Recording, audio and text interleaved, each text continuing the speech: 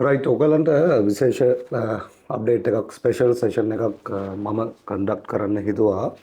දැන් PT academic ඕගොල්ලෝ කරන්න බලාපොරොත්තු වෙන අය විදියට ඔයගලන්ට මෑත කාලේ ප්‍රශ්න ගොඩක් තියෙනවා. දැන් අපි දන්නවා ගිය අවුරුද්දේ අගෝස්තු මාසේ අප්ඩේට් එකෙන් පස්සේ අපි දන්නවා දැන් කියනවා රයිටින් මොඩියුල් එකට ස්ට්‍රක්චර්ස් දැන් පාවිච්චි කරන්න බෑ.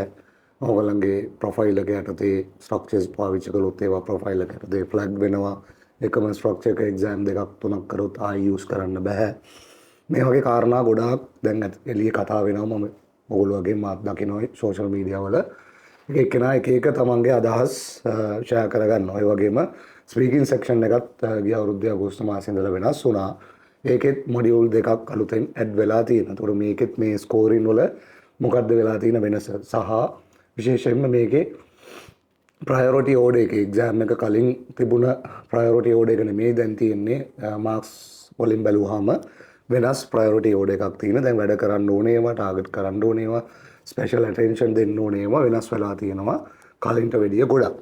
විශේෂම ප්‍රශ්න තමයි මේ ස්පීකින් ඇන්ඩ් රයිටින් වලට මේ ස්ට්‍රක්චර්ස් පාවිච්චි කරන්න බෑ. මේකේ මොකද්ද මේ කතාව කියන දේ.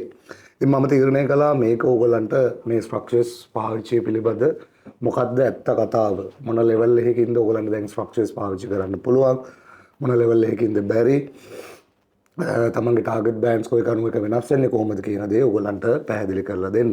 ඒ වගේම මේකේ ප්‍රයෝරිටි ඕඩර් එක පිළිබඳ විශේෂ අවධානයක් දෙන්න ඕනේ ඔයගොල්ලෝ ස්ටඩීස් කරගෙන යනකොට.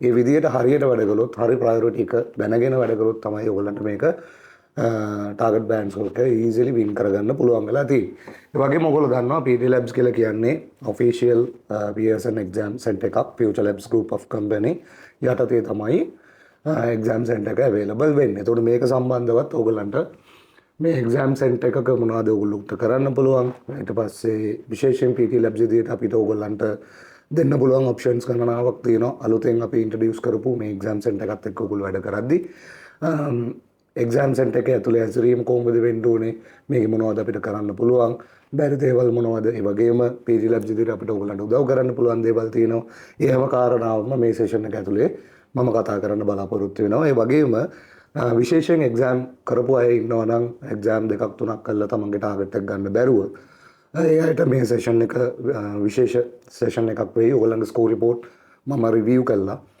සෙෂන් එක ඇතුලේම ඔයගලන්ට කමෙන්ට් එකක් දෙන්න බලාපොරොත්තු වෙනවා ඒ වගේම මේ ස්පීකින් වල විශේෂම කාරණාව තමයි කවුරුත් නොදන්න අපි හිතනවා ස්පීකින් කියලා කියන්නේ ඔයගොල්ලන්ගේ ඕරල් ෆ්ලුවෙන්සි ප්‍රොනන්සියේෂන් ඇන්ඩ් කන්ටෙන්ට් මේ කාරණා තුනට කතා කළොත් තමයි ලකුණු වෙන්නේ කියලා ඔයගොල්ලෝ දැනගෙන ඉන්නේ. නමුත් මේකේ කම්පියුටර් එකක් නිසා මේකේ අන්තර්ගතය ඇත්තටම මොකද්ද සිද්ධ වෙන්නේ කියන එක වෙනස් කාරණාවක්. මේකේ ඔයගොල්ලන්ගේ ස්පීකින් ලකුණු සම්පූර්ණයෙන් ඩිපෙන්ඩ් වෙන්නේ ඔයගොල්ලන්ගේ ෆේස් මැචින් අනුව. මොකද්ද මේ ෆේස් මැචින් කියන්නේ? මේක සම්පූර්ණ ටෙක්නිකල් කාරණාවක්. මේ කාරණා ටික මම ඔයගොල්ලන්ට මේ සෙෂන් එක ඇතුලේ කවර් කරලා දෙනවා. ඒ වගේම ඔයගොල්ලන්ගේ ස්කෝර් රිපෝට් එක රිවිව් කරලා එක්සෑම් කරපුවා ඉන්නවා නම් විශේෂයෙන් ඔයගොල්ලන්ට වැඩි අවධානයක් දීලා ඔයගොල්ලන්ගේ ප්‍රශ්න ටික විසඳන්න බලාපොරොත්තු වෙනවා මේ සෙෂන් එක ඇතුලේ. ඔයගොල්ලන්ට පුළුවන් මේ වීඩියෝ එකේ මුඩ ඩිස්ක්‍රිප්ෂන් එකේ අපි ලින්ක් එක ප්‍රොවයිඩ් කරනවා. ඒ ලින්ක් එක පාවිච්චි කරලා සෙෂන් එකට බුකින් එකක් දාගන්න. ඊට පස්සේ අපි සෙෂන් එක ඇතුලේ හම්බ වෙමු. Thank you.